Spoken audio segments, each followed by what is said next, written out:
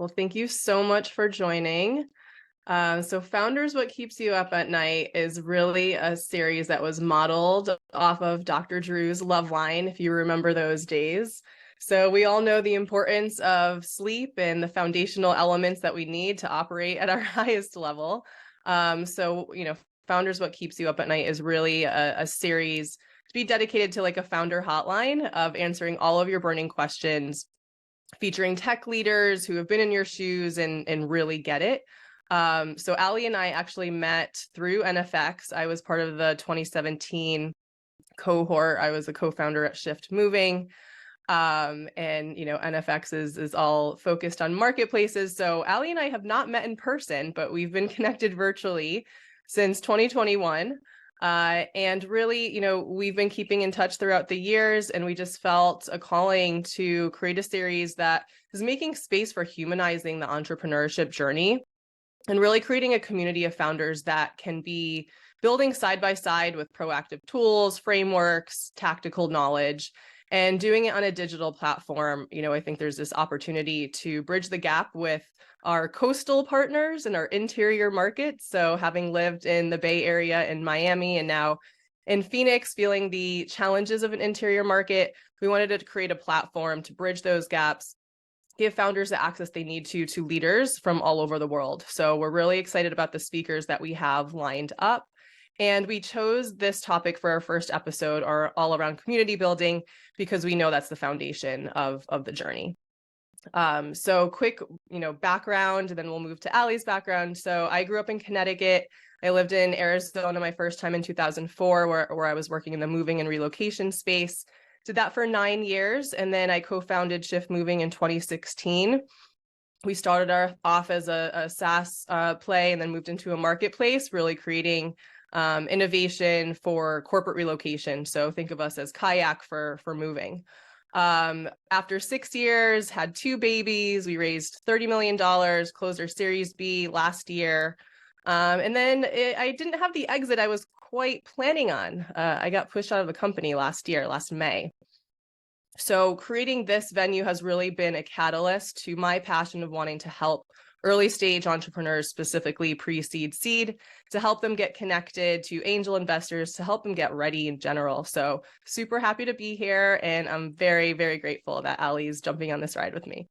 Yeah, this has been really fun. And my background is all about community. I've been in the VC platform and in community space for 7 years now, working across 2 funds and really getting a great vantage point of working with all of our portfolio companies, building programming, helping with founder development, and getting kind of a front row seat to all of the challenges and all of the really amazing parts of being a founder. But really understanding that it's very lonely, and creating community around the founder experience, whether it be on knowledge sharing or really just having a peer to give you advice, or talking to another founder who's at the next stage to kind of just keep you going. That's really the purpose of this, and like having a side-by-side partner, not necessarily like kind of like dragging you through the process, but really being the person by your side and giving you advice and keeping you going. So we're really excited to kick this off. This is our experiment, and this is really fun for us to just chat with each other, learn from each other, and see where this goes. So the format of this is, and I really love this one. Daniela brought this idea to me. It's like a founder hotline. It's like Loveline with Dr. Drew, like where we can talk and we're going to just chat, but you can jump in and ask your questions, because a lot of people have questions on where to start with community, how to build your own community as a founder, how to be the best community leader you can be. So we're going to be chatting. We're going to cover those key topics, really how to start clarifying why you want to build community and how to start creating your community as a founder. And feel free to jump in at any point. We have some questions that were submitted, so we'll pepper those in. We'll save time at the end to chat. But I think this 30 minutes is going to go quickly, so we can dive right in. And we're going to just start with the basics. Daniela, you've been a founder. You were part of the community that we were building at NFX. So you've been kind of on the other side, and you've been part of the founder experience. So what does community mean to you as a founder? Yes, love this question. So Community to me really means either cultivating or creating a group of like-minded individuals that can be there for you through the ebbs and flows of the journey. And I think, we often are challenged with geographically where we're located. And I just encourage founders, wherever you are in the world, rural, urban, whatever it might be, the power of community is so incredibly strong. So I was up in Sonoma County and felt really isolated, if you will, to all of the energy that was going on in San Francisco. And early on, when we were fundraising, we were driving 2.5 hours to Palo Alto, like getting our ass handed to us in the room of like, we don't know even what your business is, right? We're like, why are we doing this? Why are we driving 2.5 hours? So we started cultivating community in Sonoma County. And I think it's one of those like, if it doesn't already exist, putting yourself out there and kind of designing intentionally the people that you're looking to attract and kind of creating that circle, you'd be surprised. People will come out of their homes to connect. And obviously there's been a number of, studies on the power of community and how that relates to well-being and to success rates as an entrepreneur. So yeah, that's what community means to me. I love that. Do you feel, you're starting a community in Phoenix and you've kind of seen some of the differences between what founders experience in what you would call these hotspots in the Bay Area and maybe, I hate the term, but second tier cities where it's not as hot and you don't have all of these events and community happening. What do you think is the kind of what's missing in those ecosystems that we can provide from a virtual aspect to give them the same tools that founders get, maybe in San Francisco or New York, right? Yeah, absolutely. So since I moved back here in January, I've been observing a lot of the intricacies and the nuances and kind of a little bit of a comparison to the coastal cities. And like, I think there's a tremendous opportunity for Phoenix to frankly and hopefully do it right and kind of take the best pieces of the playbooks and ecosystem building. But I think the biggest part is consistency, right? And it's a healthy mix of the digital and the in real life events that I think help to create that vibrancy, to create that connectivity. So I started hosting these tech happy hours every 2 weeks. They're not sponsored. They're at a hotel bar, as close as Soho House style that I can find in Phoenix. And, people love it because like they can just show up instead of being on Zoom on every other Friday. They can meet at happy hour. So I think it's a healthy mix of both. And for the tier 2, tier 3 markets, I hear a lot from founders around like access. Like we need better access to investors. We need an active angel community. And again, you kind of get to that point where you're like, you either have it locally or you need to cultivate it and create it globally. And I think that's the opportunity for this digital platform is to connect those dots and fill some of those gaps with access. Yeah. And one thing you had said to me, which was really interesting, was that founders in these ecosystems where they're FaceTiming and pitching investors all the time, and these are top tier investors, they're getting feedback really quickly. So it's honest and it's blunt and it's going to help them fail faster and iterate faster. And you're just not getting that when you don't have that same community where you're interfacing all the time. So that's right. The density aspect, right? We're here in the desert. Everyone's really spread out. There's about, I think, 8 or 10 cities within the greater Phoenix realm. So bridging those gaps, getting people connected and hopefully being able to forge a path with less limitations. Yeah, I love it. Well, should we get into the meat and bones? Yeah, let's do it. I love it. I think if you want to share your screen, you can kind of get into the intentional community design and this massive web of all the things that I'm sure is the reason a lot of people are intimidated by building community. Yeah. But shouldn't be because it's not that.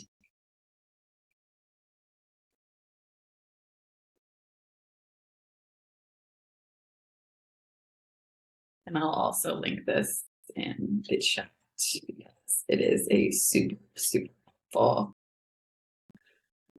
diagram of kind of what you should be thinking about when you're building community. And a lot of this content is targeted towards, most of this content is targeted towards pre-seed and seed. So how do you really think about the basics and then what's involved and what you need to start, what you should be asking yourself?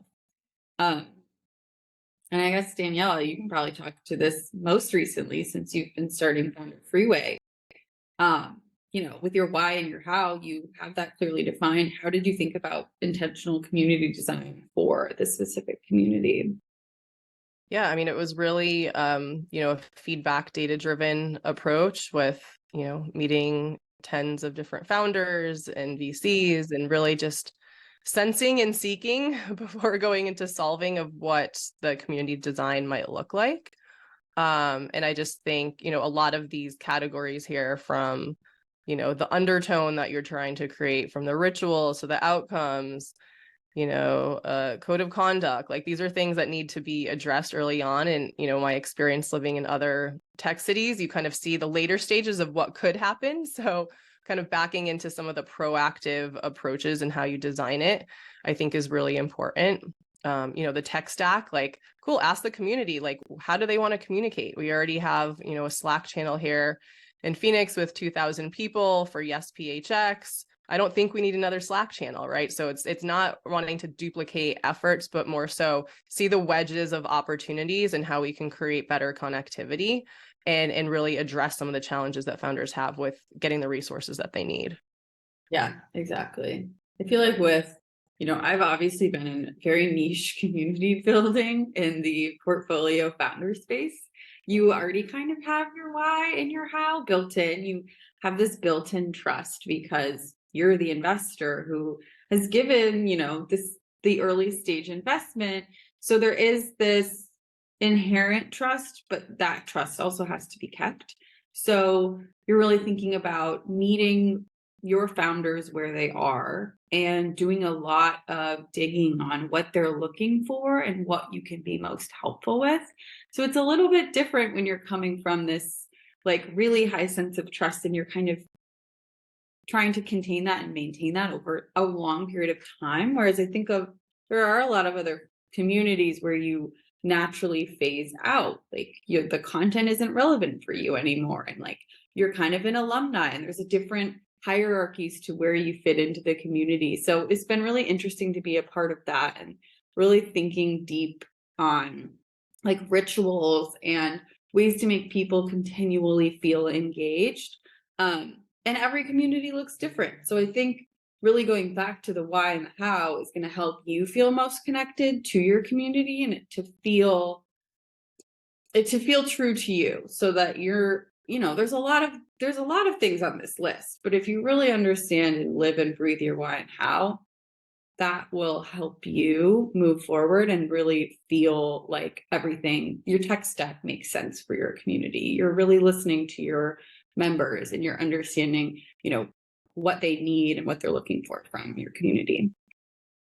Yeah, 100%. I think the why and how is incredibly important. And also having the discipline of just like, hey, if this doesn't feel good, like it's unique to you, right? And I think there's, plenty of different circles and groups and orgs that kind of have their specific mission, but staying true to what's aligned with like what stage you're at in the journey, where you are from a mental health standpoint, like all of those things, I think play a part into finding a community that works best for you. And again, like you might get to a point where you're like, okay, I've joined these 5 groups. Like, okay, it's been like incremental growth. I haven't really found the first degree connections that I'm really looking for. Maybe this is an opportunity for you to create a new circle. So I think that we can always attract the things that we're looking for, but setting that intention very clearly on your why and how is pretty critical. Yeah. And I think the who is also really important. I mean, I've spent time now. I was formerly with the venture firm NFX, and right now I'm spending time consulting and working with different founders on projects for them. And I'm not going to find the right founder if I don't have my who, why, and how really clearly defined. And you're going to attract what you put out. So if it's really vague and you're not really sure what kind of person you're targeting for your community, you're going to get a lot of different types of people who might not be a good fit. Your churn's going to be high, the satisfaction level is going to be low, and you're not going to feel like you're really meeting the right people. And so spending time with that is really important. Like, of course, I think you should never feel like you shouldn't start a community because you don't have the best idea and you can't get 100 people right away in a room. Like, everything takes time. Like, it's not a bad idea just to like get started and learn from what you're putting out there. You can always change that. But I think really developing who you're targeting and what you're putting out there will make sure that you're identifying the right people and it's reaching the right people and speaking to them. Mm-hmm. Yeah, absolutely. The messaging, the consistency, all of that goes a far away. And, as you're doing that, the compounding effects of just attendance rates, like it just, when you have something special, like it will grow in an organic way. And I think back to Sonoma County, we started hosting these pitch events. I think it was every other month. And in our first one, we had about 15 people in attendance. And one of which was an angel investor who was there in the audience. And he's like, I love what you guys are doing. Like, I'm giving you guys a $10,000 grant to use towards this initiative to give as prize money going forward. He ended up being our first investor. And then, 12 pitch events later, our last one was at Lagunitas. We had 150 people, a band, so you see the cascading effects of like when you really have locked in your who, your why, your how. People feel it, they'll bring their friends, and it'll be a success. Yeah. And I think that also is a testament to consistency. People, if you consistently see someone putting out content and you consistently see someone showing up, it compounds from there and you start to notice it. They might have a few people at the first, and like you said, now it's 150. That comes with consistency and like really understanding your messaging and being consistent with that. Absolutely. Awesome. Do you guys have any questions? I'll stop sharing my screen here. Any questions from the peanut gallery? This is Loveline, founder hotline. If not, we have a few. I'm just getting settled here. I love how you're approaching this and kind of open sourcing the process as you're thinking about it and building off your experience. Super cool. I think, this whole notion of creating a ritual and building consistency, I think there's so much nuance there. And I think it's so easy to not give that the attention and follow through that it requires. So how do you think about creating a framework and maintaining that, kind of holding yourself accountable? How are you thinking about that as you build this? Right, this is a cold start, right? There's just a couple of us here, but like you guys you're dialed in, you're set up, you got like the things in the corner, you got like visual aids, and you're serious, you're showing up. It's cool. But like, right? So how do you think about that? Yeah, I think thank you for acknowledging our very cool Canva and our marketing assistant that we have, aka Canva. I think, we're meeting for 30 minutes. There's a lot of rich content here that we're going to synthesize down into a number of sources, from visual media to a newsletter format to social media posts to clips, right? So I think it's leveraging the tools that we have to kind of synthesize down, crystallize the nuggets of gold that we have here around community design and start spreading that word. I mean, that's how I see it. We get our transcription from Zoom and we can do a lot from there. Yeah. But I think to your point, Ari, like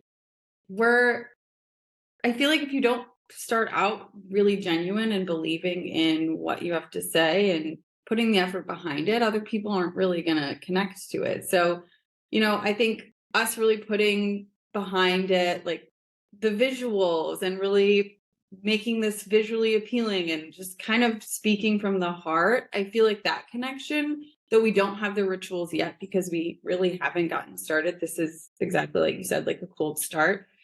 we can kind of keep that momentum going because it's really core to the brand that you're building. You're building a brand. So, I've managed two pretty big founder communities that have been very, very different. And gone through rebrands and really thought deep and hard about like how you're connecting and what you're bringing to the table. It's really just about finding what is going to be important to the people that your community is speaking to and the people who are part of it. And not forgetting that, bringing that to the table every time. So, we start this podcast off with good vibrations, and that's going to be something that you hear when you join every time. And it kind of just triggers that like, oh, okay, I'm part of this podcast. Like I'm going to be here, I'm listening. And just finding those things that make it feel special and consistent. Yeah, and this is the precious time that we're in right now, right? Is like we actually don't really know what it's going to turn into, but when you're leading with heart, often good things will come. So yeah. And Ari, I know you're building your own community, and is ritual part of something you're thinking of? For sure. But candidly, I feel like I haven't thought about it to the depth and extent that you have. Like as evidenced here. Sorry, let me close this door and get off. Okay.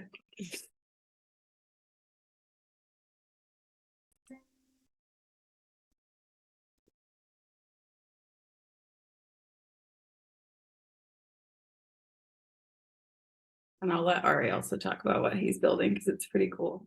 Yeah, I love that word. Like ritual is really is what makes a feeling and a vision come to life and manifest and actually be something tangible that people can identify with and begin to embody. I love the word. Like, and it's great. I love this is great. And it's I mean, I knew that this would be worth like a half hour of time to just show up and kind of just, sit. I don't know how active I would be, but it's so energizing, and refreshing and exciting and invigorating to see, experience, and witness how you're approaching this. And I love what you're saying in terms of leading from the heart and just putting it out there and being authentic and like taking yourselves seriously. And then the world will reflect back on that. Right. So I don't know. I have to digest all that and think about it. I'll pause there. But yeah. No, I love it. I mean, I think rituals is such an interesting topic because you don't hear it a lot, but like not to like go on too much of a tangent and like, but like when you think about cults, it's about culture and you're building these rituals and people really connect to that. So obviously no one's building a cult here, but like when you're building community, you're kind of tapping into the same psychological like sense of belonging and connection. And like, is it the swag that you're giving that everybody is wearing the same thing and everyone feels like they're part of a group? Is it the way you speak? Is it the words you use? Is it the way you address people? Is it the way you welcome people? All of those are really important and they're not super obvious all the time. But they're kind of like this undercurrent of this is serious. I want to be a part of this. I want to come back. You can really speak to people without saying a lot and just your actions and how you have curated an experience. I think that's a gem. I think that hot take right there is a gem. It totally like it. I mean, you look at organized religion or any community, what actually makes that real and accessible and have definition and be attractive and have engagement and retention metrics are the rituals. Yeah.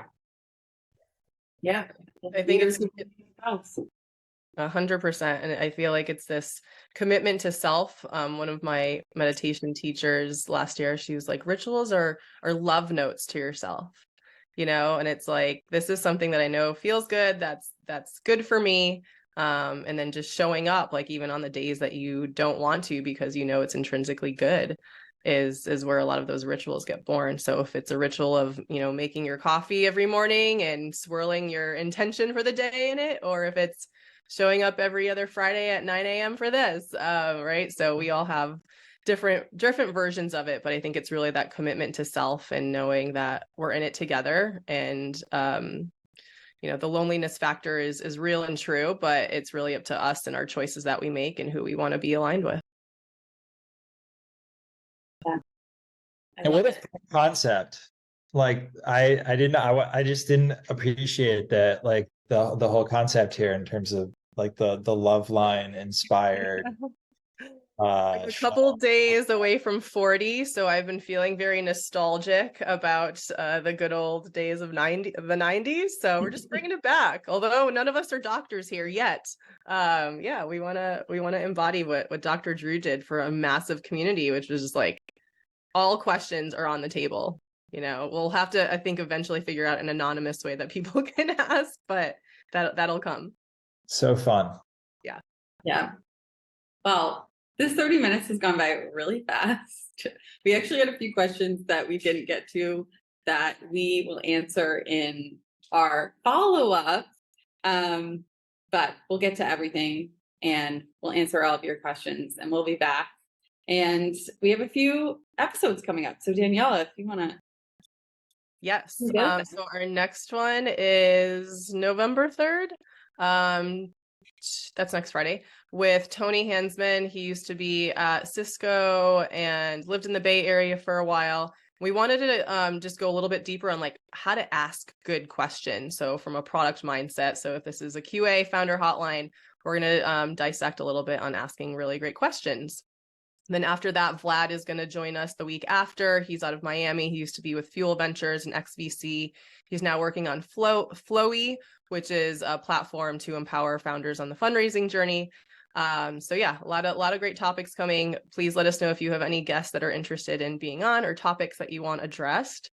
And we're super excited that you guys were here. Thank you so much for joining. Yes, thank you so much. This was really fun. And obviously, both of us are here if you want to chat more on rituals and everything community. And our next two topics will be very timely. Hopefully you can join for that too. All right. Have a great weekend. Thank you. Thank you. Thank you. Have a great Allie. Friday. Thank you, Danielle. Bye. Bye.